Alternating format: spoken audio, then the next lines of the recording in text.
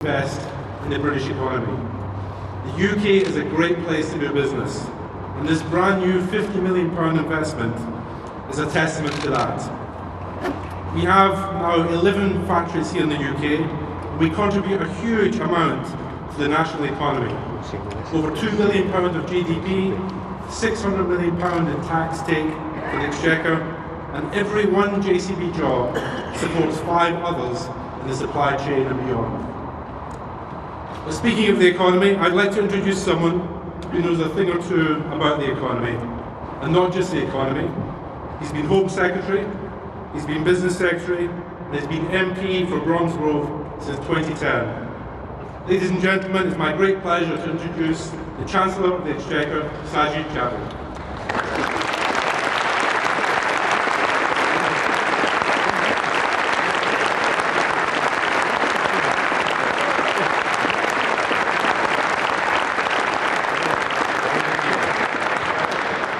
Thank you, Graham.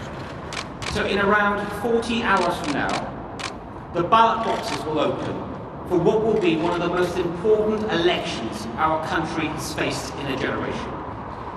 You will get to decide whether we move forwards or backwards. And the choice is going to be incredibly stark. There's only 2 possible outcomes. It's either Boris Johnson with a Conservative majority, ending the paralysis in Parliament, getting Brexit done, focusing on the people's priorities, the NHS, schools, 20,000 more police officers, an infrastructure revolution, all paid for by keeping the economy strong, by backing great businesses, large and small, like JCB. Or the country can choose Jeremy Corbyn in a hung parliament, propped up by the SNP, meaning not just another divisive referendum on Europe, but another one in Scotland too. 2 chaotic referendums next year. And Corbyn has a programme for government that is the most far left, the most anti-business, the most anti-enterprise this country has ever seen. It will guarantee an economic crisis. And you know, normally, Labour takes a few years to leave a crisis. Every Labour government in history has left an economic crisis. It's almost one of the rules in our politics. Labour equals crisis. But normally, they at least take a few years.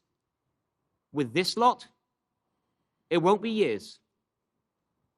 It won't be months. It won't even be weeks. It will be days. Such will be the loss in investor confidence. There will be a crisis by Christmas.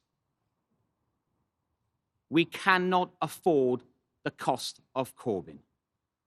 So let's back the one man that can stop Corbyn, end the paralysis, take this country forward, and unleash its potential.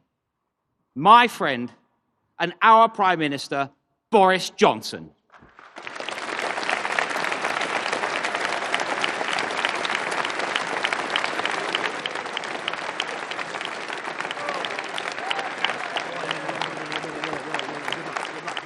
Hi, everybody. Good God. Good, fantastic to be here. Thank you very much, Saj. Thank you very much, everyone. It's wonderful to be back here in JCB, one of the most amazing companies in this country and the world. As we speak around the world, JCB is in every country on earth. And in every country in the world, there are JCB backloaders and diggers that are currently clearing contaminated sites, moving rubble, unblocking roads, moving fallen pylons. And on Thursday, you'll see where this idea is going. On Thursday, I think it is time for the whole country, symbolically, to get in the cab of a JCB, the custard colossus, and remove the current blockage that we have in our parliamentary system. That's what we need to do, because the choice, frankly, as Saj has just said, could not be starker on Thursday. 48 hours from now, our country can choose between going forward punching through the current deadlock and achieving a brighter future together with a one-nation Conservative government, or we can remain stuck in neutral, paralysed with more deadlock, defeatism, division and drift under a coalition with, as Saj has pointed out, a coalition. Because the only mathematical alternative to a working majority Conservative government is a coalition led by Jeremy Corbyn, propped up by Nicola Sturgeon.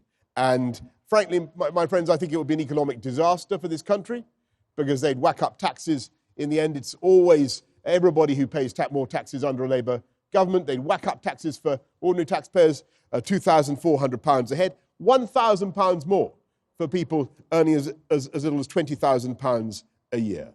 It would be an economic disaster in the sense that the cost of borrowing for the whole country would go up, pushing up people's mortgages. It would also be a political disaster because it would mean this country would be led by a Hamas-backing, IRA-supporting, anti-Semitism condoning appeaser of the Kremlin.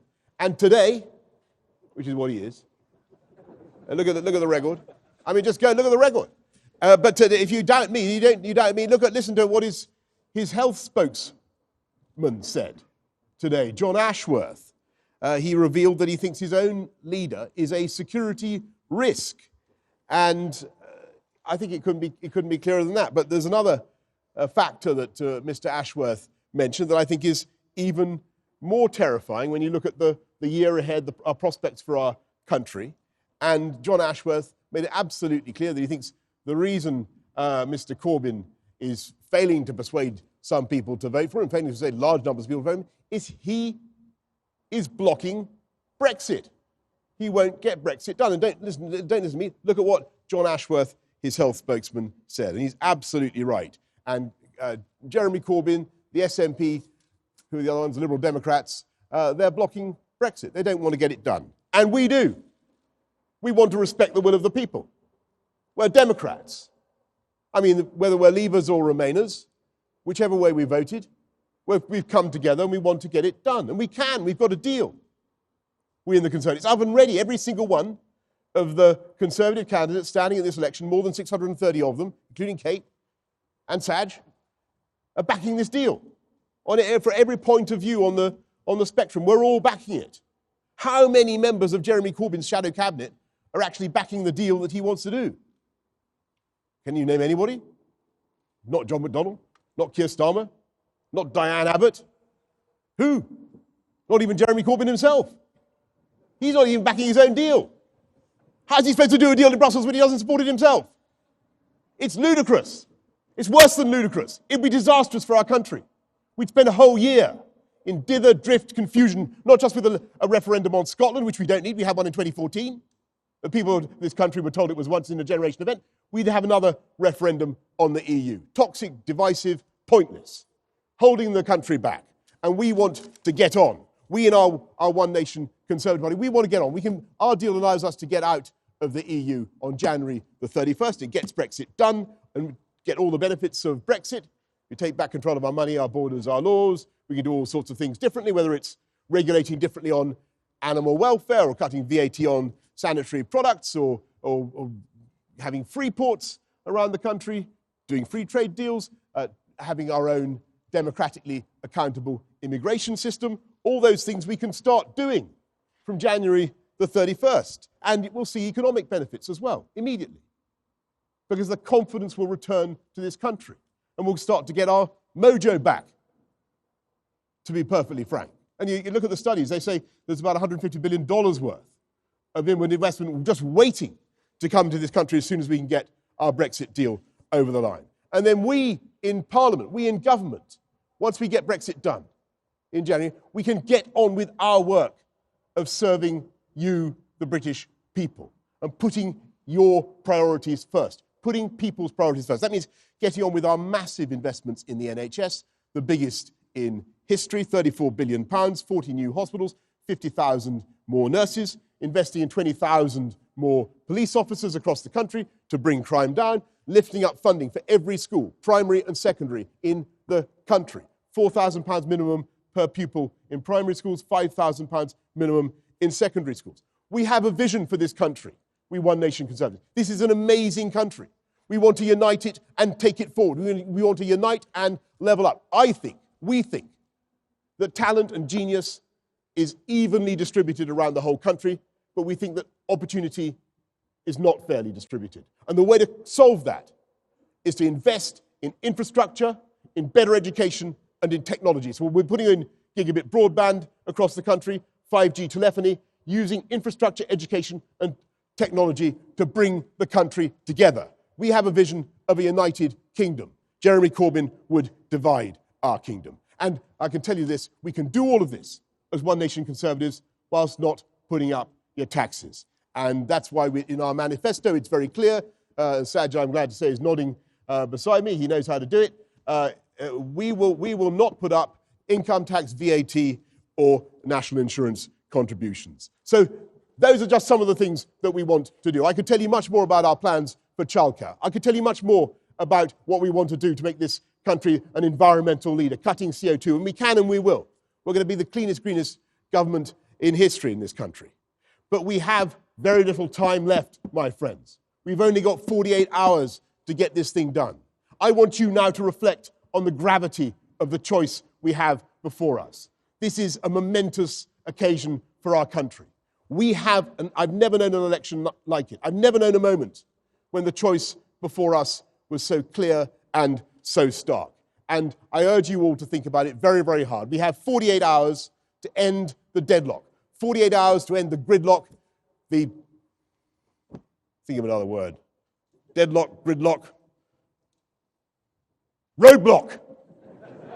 48 hours to get rid of the roadblock that's in the path of this country. And you've seen how we can do it, literally and figuratively. We can do it. You can do it. You can do it with your votes, with your support. We can end the gridlock that is holding our country back. We can move forward together. And I hope very much that we will collectively be able to remove the wall. The wall, you saw the styrofoam wall that we tore down earlier on. Well, as one Conservative said to another communist, Mr. Corbyn, it's time to tear down that wall and remove your opposition to getting Brexit done. We can get Brexit done. We can move this country forward. I hope very much that you'll support us as a party of progress that will take this amazing country forward, unite it, and vote for a one-nation Conservative government on Thursday. Thank you all very much for your attention. Thank you.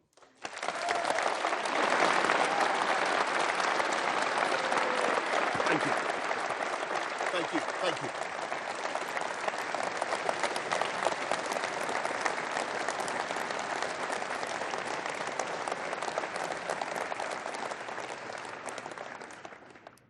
I'm now going to go to John, who's going to get some questions from members of staff. Right, 48 hours to go to the election. Now is your opportunity to ask the Prime Minister a question. Any question you like. Thank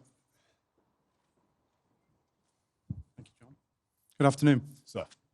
So, Mr. Prime Minister, if you are still in number 10 at the end of the week, will HS2 happen on your watch? And is it what the country needs? So, well, let me tell you, HS2, I think, is a scheme that is running now at £88 billion in estimated costs, projected costs. I think it could go higher, to be perfectly honest. I've been in office for 130 days or so. I think it's reasonable for any new government to really kick the tires. Well, wrong transport metaphor, but look at the value of HS2.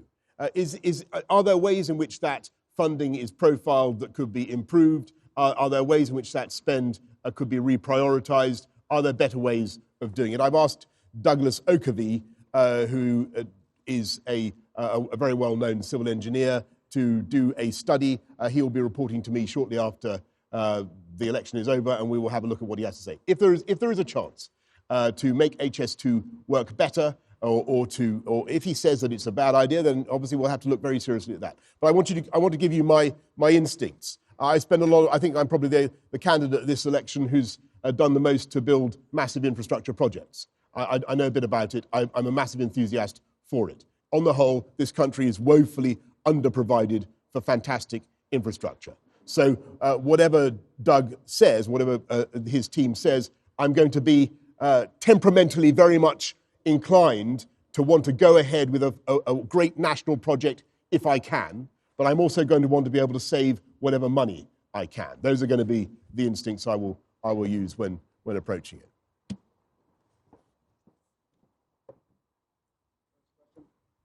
Any more questions?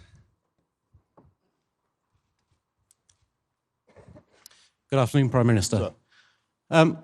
If you're not in a majority on the 13th of December, what's your view of the justification of paying parliamentarians' salary for the next 3 years if they continue their belligerence, impotence and incompetence at getting anything done?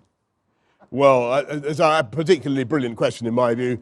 I struggle to, frankly, I think I struggle to see it, because I think that the people of this country do want positive, dynamic government that moves us forward.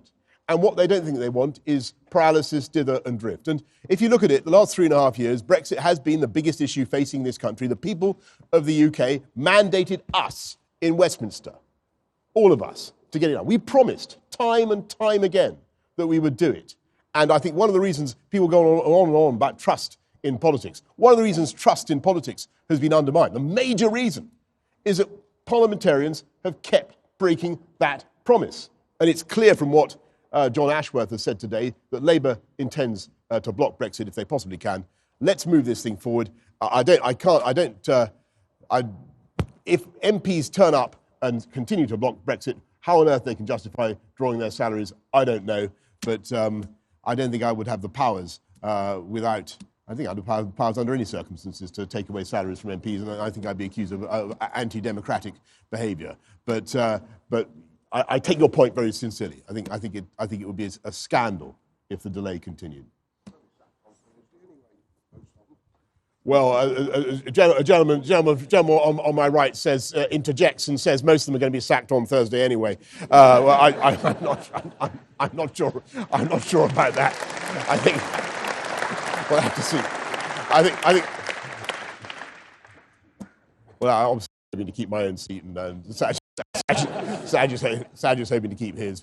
But I hope that One Nation Conservatives will prevail. Last question from the floor. Sir. I've been with JCB for only about 3 months now. Prior to that, I had about 7 years in a retail-based environment. I'm a local lad, really proud of it. But our local town centre, Newcastle-under-Lyme, is in a serious state of decline. I was just wondering, under a Conservative government, what we could expect for towns like mine and others in a similar situation. Yes. Brilliant question. Okay, that's about Newcastle-under-Lyme and town centres. And I totally agree with that. And when I was running London, I rapidly realised that there were parts of the city that were doing unbelievably well. But then there were other parts where the town centre was run down, where the shopping arcade was very, very tatty, and it was clear that there was no life, there was no business, there was no investment. There are several things you've got to do. You've got to invest. So we've got a towns fund, a big towns fund, £3.6 billion towns fund. So places like Newcastle-under-Lyme can bid in for things that they want to do to improve the amenity, to improve the life of their towns. They can bid in for that. The other thing, frankly, that you need to do is you need to invest in transport. And I'm obsessed with this. I think that transport links, transport connectivity can make a huge difference to people's lives, particularly in towns that feel left behind. And very often the problem is the roads are no good, or there isn't a good enough rail connection. So we're putting a huge amount into restoring rail connections and improving the rail. I'd also mention gigabit broadband and proper 5G telephony. Towns, if you're going to invest in a town around this country, if you're going to start a business, you must have the security of fantastic internet connection. That's how the economy works now, and it's not good enough in this country. In Spain, they have 95% full fibre broadband. In this country, it's only about 7%. Come on, we've got to end the mañana attitude in the UK.